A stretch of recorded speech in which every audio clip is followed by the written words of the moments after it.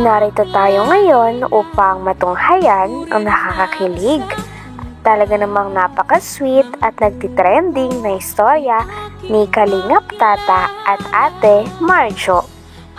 Sa pagpapatuloy nga ng ating istorya ay pumunta ang Kalingap team, ngunit wala doon at hindi nila kasama si Kalingap Tata.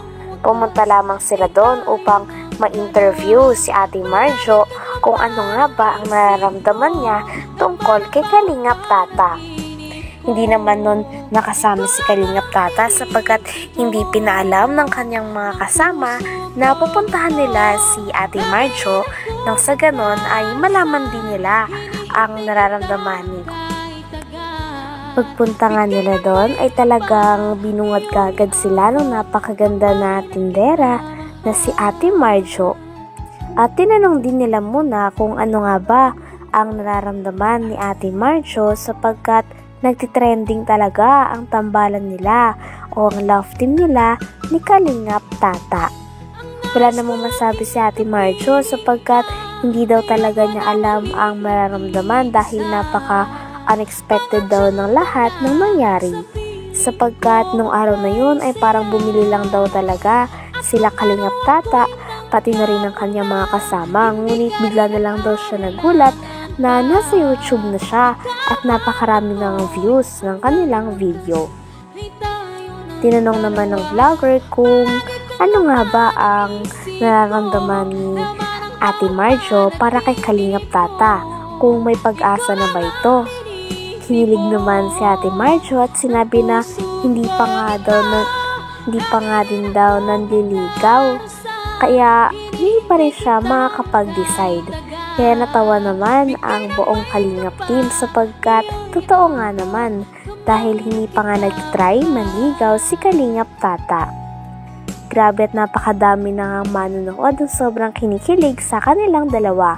At sabi nga nila ay sana matuloy na ang love team ni Kalingap Tata at Ate Marjo. Uy, grabe, nagtutulog na.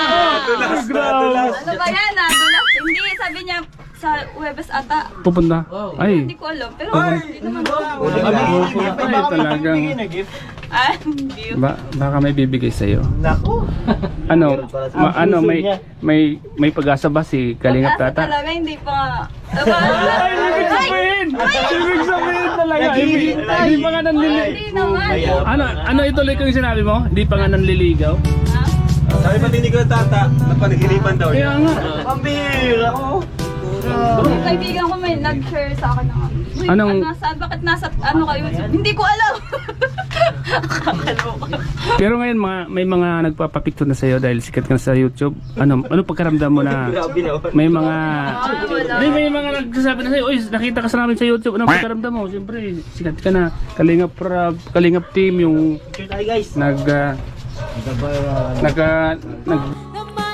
Tinanong pa nga nila si Ate Marjo kung alam na ang update sa kanilang dalawa ni Kalingap Tata. Sabi naman ni Ate Marjo ay nakaraan nga daw ay nag-chat daw sa kanya si Kalingap Tata. At nung sinabi naman ito ni Ate Marjo ay talagang kitang-kita, nakilig siya. Sinabi niya pa nga na ang sabi lang daw sa kanya ni Kalingap Tata ay pupunta daw siya muli sa tindahan nila. Kaya naman kahit hindi sabihin ni Ate Marjo ay kitang-kita na kinikilig ito at parang napaka-excited na siya na makita niyang muli si Kalingap Tata. Sapagkat napansin nga daw ni Ate Marjo na kanina nung dumating ang Kalingap team ay parang hinanap niya talaga si Kalingap Tata at medyo nga nalungkot ata ito dahil hindi nila kasama si Kalingap Tata. Grabe at sobrang dami na talagang kinikilig sa tambalang ito. At sabi pa nga sa kanya ng Kalingap team ay ano daw ba ang pakiramdam niya sa kanilang dalawa ni Kalingap Tata dahil nag-viral daw talaga sila sa YouTube. Sabi naman ni Ate Marjo ay sakto rin lang naman daw at parang normal na tao lang din daw, talagang hindi niya lang talaga inaasahan ang mga nangyari.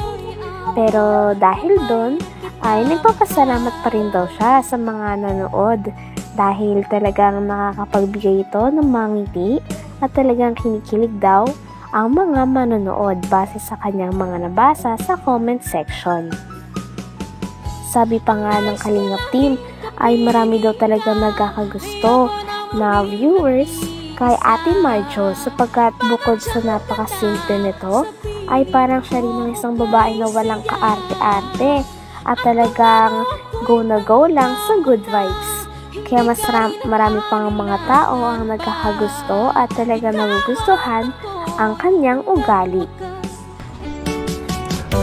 Nagbasa ka ng comment, diba? Doon sa vlog ni Kalingap Red Shane. Ano yung mga nabasa mo doon? So magagandang comment, diba? Maganda, meron. Oh, maganda na yun. Kasi sabi nila bagay daw kay ni Kalingap Tata. Ano masasabi mo doon? Pero okay na yun. Okay na yun. Grabe, okay na yun. Okay na daw, bro. Okay na daw. Sige, abangan nila. So ano ba yung abangan ng mga viewers sa inyo ni Kalingap Tata? Pabili pong cloud na. Hindi ko alam. Magkano yan? So pwede ka na maging love team kayo? Magkano po? Pwede ka na. Kailangan ko pa ng sign. Ano po? Ay, kailangan. Magkano yan? Cloud 10. 9. Grabe mga Kalingap. Talagang Kalingap Tata. Naku, mas It's a sign. may pag-asa ka. I need a sign. Oo. Mas marami pa nga ang hilig nung tinanong na nila si Ate Marjo kung ano daw ba ang gusto nitong sabihin o ano ang mensahe niya para kay Kalingap Tata dahil wala doon si Kalingap Tata. Sabi naman ni Ate Marjo ay simple lang daw ang kanyang mensahe. Yun ay mag-iingat lang daw siya palagi at uminom daw siya ng maraming tubig sapagkat sa panahon daw ngayon ay napakainit na kaya para maiwasan daw ang pagkakasakit. Nang sinabi naman ito ni Ate Marjo ay talagang lalong kinilig ang mga manonood pati na rin ang Kalingap team na nakarinig. Dahil parang hudyat nga ito na parang iniisip at nag-care na din si Ate Marjo para kay Kalingap Tata. Pagkatapos naman sabihin nyo ni Ate Marjo ay kitang-kita ang kanyang pagkakilig at hindi na nga bumaba ang mga ngiti sa kanyang labi. Tinanong din nila si Ate Marjo kung ano nga ba ang aasahan ng mga manonood sa kanila. Sabi naman ni Ate Marjo ay wag na lamang daw silang makulit at baka magulat na lang daw sila at abangan na lang daw talaga nila ang mga susunod na mangyayari. Kaya naman mas talagang madami ang mga fans ang na-excite maski ang Kalingap team may na-excite sa mga mangyayari at kung magiging magka-love team ba talaga si Kalingap Tata at Ate Marjo.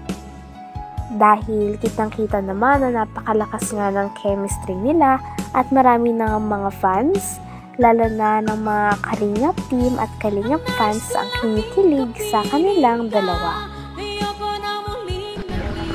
Kilig. Marami na kikilig sa yung dalawa.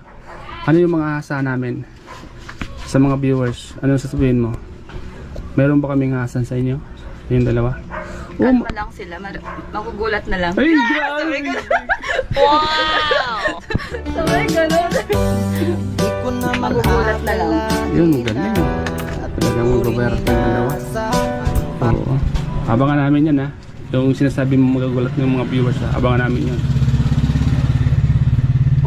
Kalingap Tata, ang laki ng pag-asa. Yan, galingan mo Kalingap Tata, ha? Sigurado. Ngayon siguro di ka na matutulala. Kasi nahanap mo na yung matagal mo nang hinahanap. Natutulala pala yun. Oo, kasi hinahanap niya yung matagal yun ang hinahanap. Uy, sako nakita ka niya. Anong feelings mo na nakita ka niya? Nakita ko din siya eh. Ay, yun! Grabe. Ikaw na yata ang hinahanap niya.